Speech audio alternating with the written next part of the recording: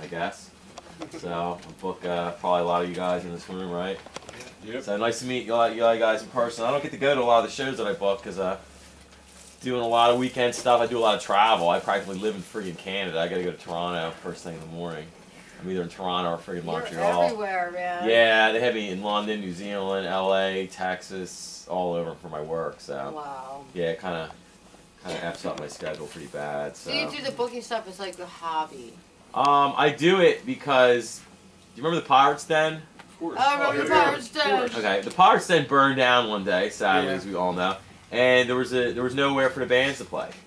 And I was hanging out at this dump called the Cherrywood. The manager there, Marty, he was like, he's like, Dave, we're dying. We need to get some bands in here. I'm like, all right, Marty. I'm like, I'll book some bands in here. And then when the Pirates Den burned down, I was like, well, listen, if you want to do this, let's do it right. Let's do it every weekend, just like the Den did it. Do it Friday and Saturday. And I've been doing it for 5 years, with the exception of 4 months when they kicked me out. You were supposed to be our salvation after Whiskey Dick's closed. Yeah, I don't know. I don't think I would characterize me as anybody's fucking salvation for anything. But I do my best. You know, I book bands. I've been doing bands. The first show was February 2006, and now our last show is February 2011 at the Woods. So.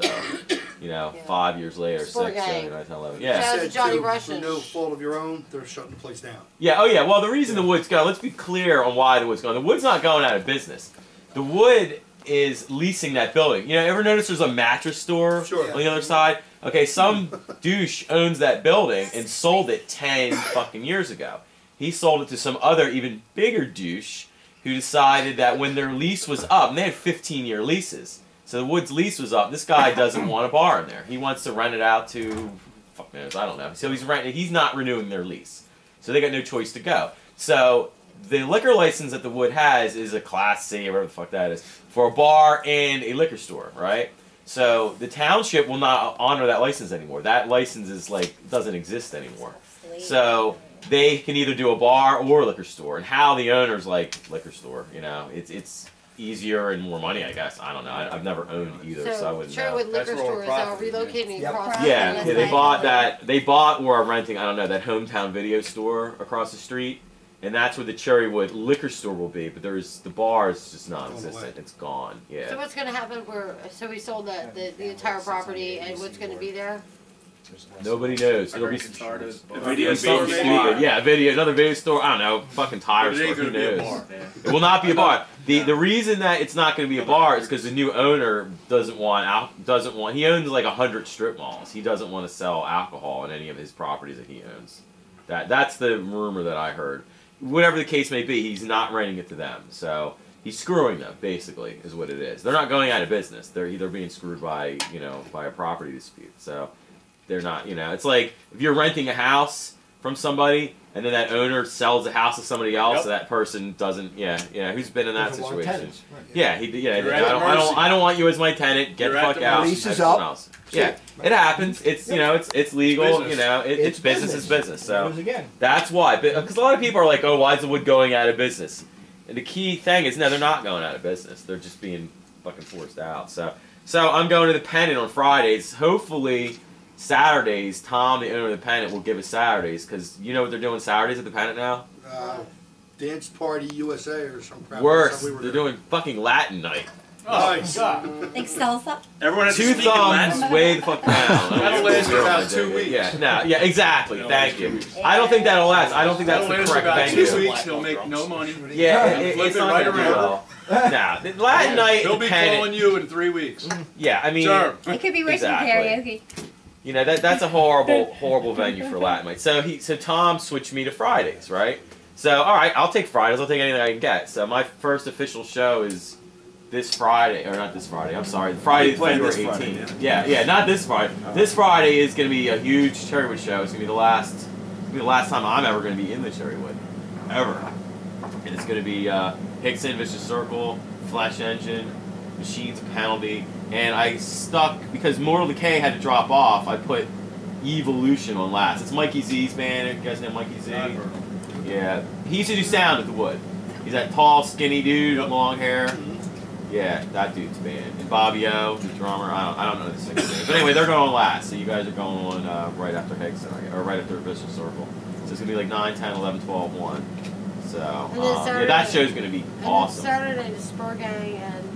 Saturday, Scott Rocks, Ron Tag, Anthony Renzulli, Spur Gang, and Jonestown. Jonestown is Tom Umba, who of Deadly Blessing fame. Yeah, okay. You know Deadly Blessing is. Yeah, Tom Umba and Tony, who used to do sound at the Wood. Better sound, is kind of my partner. Yeah, so they're doing. Tony wants to be the last band ever played in Wood. That's his thing. So that's why he's playing last on Saturday with this Jonestown thing. So the studio's fucking killer, man. I like how you have beer. I like that a lot. So anyway, go ahead. Sorry. Studio is killer. By the way, we are at Audio Alley. Thanks to Mike McDevitt giving us the space. Thanks to Machines and Penalty for giving us their practice time. Deathswitch Records, the music media doing the production here, and we've got a full house full of business people, musicians, booking agents. Who else? Whatever the fuck I am. You're Chirby. The legendary Chirby actually made it today. I'm very happy the man of the world. And so we're going to close this up. We're going to talk about some solutions to the problem that we were talking about earlier. And then I want to concentrate a little bit on what's next for Chirby and rock shows and what's next for Hellraiser Entertainment. So the floor is open. Solutions.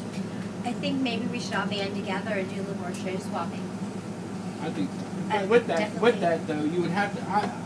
I agree with you, but I think that like if you're gonna do something like that, you go to a venue like nothing against you, Chirby, but Cherrywood.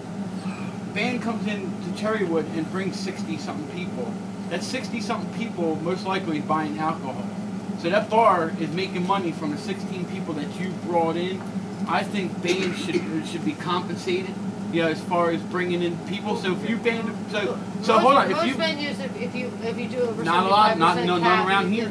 None around here. Like say if you go to Harrisburg. All right, say if you go to Harrisburg, we go to Harrisburg with another band. Okay. That band coming from New Jersey to Harrisburg should be comped at least something. Drinks, food. I agree with that. Come I all wish that It would way. be nice if it could do that. In your rider contract, you should have a statement. Well, that's what I'm saying. You would have to have a contract or something before you play that venue, so it's abundantly clear that if Machine the Penalty or if Infernal Opera So or at least you don't anybody, have to spend money once you get there. right, you shouldn't have to You already spend spend money money to get something to drink. You know, water should be provided. You know. Well, that's all I don't get free drinks at the Wood. It's all in your management. Hey, I have bar tabs. It's all in your management. It's all in your Do you? promoter. It's whatever arrangement they come up with. If you're playing a show, damn it. you should have your rider contract And always. sometimes it's okay to get into a new venue for the first time. We're in the Do get weeds. drunk There's a or couple- band Whatever and- you've got, whatever the situation is, it has to be arranged ahead of time. It has to be in writing. But you're saying with a united front, like if we all do band swapping and everything, everyone has to be on the same page. Because if you're not, then you're going to break down. Agreed. I mean, a couple of things. The first thing is that you're talking about who your manager is or who your promoter is or who most bands Do it themselves. do it themselves. Yeah. So that's not even. I mean, I can't even talk about that right now. And as far as although I agree, and I agree with what you're saying too, but why do I, and with respect, I'm saying this for purposes of discussion, why do I want to take Infernal Opera from this piece of shit local market to go play in your piece of shit local market? We got to fix our own local markets before we talk about gig swapping. Why do I That's want where to we get go back and to the play reverb someplace and that bull sucks? stop. That I gets can around that stay. stuff I can like stay it. 15 minutes from my house and play in a shit market. That's what. That's You know, what's it's about figuring out a solution that works for everybody. Because I can't take money out of his pocket just to put it in mine, and he doesn't want to put money in his pocket by taking it from the venue. Because if any one of those things happen, the local scene still sucks. Well, see, Everyone has to win. For 30 years, I've had it right with the music business. They'll pay cover bands hundreds of dollars to play. Yep. And they're making money on the drinks. Well, you're at if they're going to 1,500 promote local bands too, they're going to make money on the drinks for the people to come to see that's them. why they do So it. why aren't they just paying them too, just like they do everybody They else? usually don't. I don't know why they don't Even if pay it's bands. only It minimal sucks. fee, even if it's like $200 Something, bucks, right. just give them something, and then if they get people at the door, they make a deal with them there. But they the gotta make biggest something benefit, for coming. And half the time, these local bands only make $50, $60. Well, you know what? It's not even maybe always. it's I never made 60 bucks at the wood. It was always 100 and something. I'm just saying, if you're a band starting out, you're not going to make crap. You're not going to make it. You're paying to people play. coming to see. You are paying to play. That's one of the reasons. The biggest benefit of band swapping the bar is is still to making get money you on into a drinks. different demographic, different people, Because there's people that haven't seen you. You know, Right, they you're aren't building really. a different You're fan base. playing in the same show, And playing in shit that's all. town in front of the I same think, 60 people. You know, 3 times a month. You're not going to get anywhere. You know, it's not always about the money either. You know, if you can get a gig where you can get a new fan base out in Harrisburg, and you're going to play Well, a that's show. why I was saying, Even if if it you only costs give the you, band 60 bucks to get out there. $150 to play, So if you get make nothing. it You get I nothing. can play a gig in You Harrisburg. your venue, It's a your bonus when I get my music gas market. covered. Here's the There's issue. It's like, a few bands that can do it, but not many. Like Thunderbrew. Those guys pack places out in Levittown. They pack places in Delaware, and they pack the wood. I don't know how they do it. I guess they've just been around long enough to do it. The wood doesn't. But you're saying what you're saying is exactly true. The wood doesn't pay shit. No. They pay. Bullwinkle, when he took over for me remember I said earlier, But they're I was there for 4 months. He was taking like $1 or whatever. I don't take any money from the bands. When you walk in, you say, I'm here to see Machines and Penalty, I'm here to see Flesh Engine. The guy marks it down, and he gives all the $5 I pay goes directly to the band. Charlie, let me ask you. And that's not enough. How I think come I always see this thing that says house. House, that's for people who just that's want for still paying for making the his sound. money, though. He's making money off the bar. Right, so he doesn't need to take $1 off the bands. What's $1? So a lot of Come on. bands play it. Well, they usually pay a lot of That's times. principle, man. A lot of times, The band gets that extra I'll give them 25 credit though. cents. They will if the band doesn't bring anybody, they sometimes will take that money and give them like $50 or something. Now the pennant, Tom gives the bands. He's the last couple times he gives them a little bit. Come on, they're not making much as it is. Oh, I agree. They should get the door. Don't be taking $1 off. Are every, you- Yeah, here but and No, there. I don't take $45, I get Marty gives me like like 25 or $50 here and there if it's a good bar night. That's all I get. I That's don't make any cool. money Yeah, off that's this. your- You know, he gives me a little money from if the Because bar you're does well. trying to If help the bar the if the scene, bar doesn't do good, I don't get any money. Yeah, but you're out there trying to help the scene, and that's what you're doing. When you go New to venue, Really? best you're gonna get is a split. They're Yeah. paying more throw money you for something sound. extra, But this yeah. way, the sound guys are making more than bands are making. Right. Yeah. You know. I think that realistically we're getting off track here. I think that really the real answer is, does your band actually have a business plan? Do you guys have any idea what you're doing? I mean, it's always people who love to be musicians. We're all musicians here. But you know, like we said before, the business aspect plays a lot into this for the survival of your band. You know, so if you're still paying to play 2 years after you've been together, Right. you may want to rethink your business plan. You know what I mean? So, and that's being honest, because anybody who's successful has a game plan. And if you don't have a game plan, then just be that garage band. I mean, honestly. Definitely should be able to making money within 2 years. Right. You know, you will pay your dues for that. of you know, course, time. well, it's a Right. business. You have to Right. invest time and money and money, work and in that your is, business. that does mean like every band member, like an hour a day, doing promo. Everybody And just does don't the think about portions, and just don't think buy-ons, about the band doing the either. nationals. There's doing the other reverb, things the that whole will service. help promote your band. What about What's going to make the gig you're playing better than somebody else's? What about like online promotion right now? There are a couple of forums that just went up within the last couple of years for metal in Philly. For instance, there's phillymetal.com, which says they list every single metal show within the area. They go into Jersey, they'll go into Lehigh Valley, they'll list a lot of that.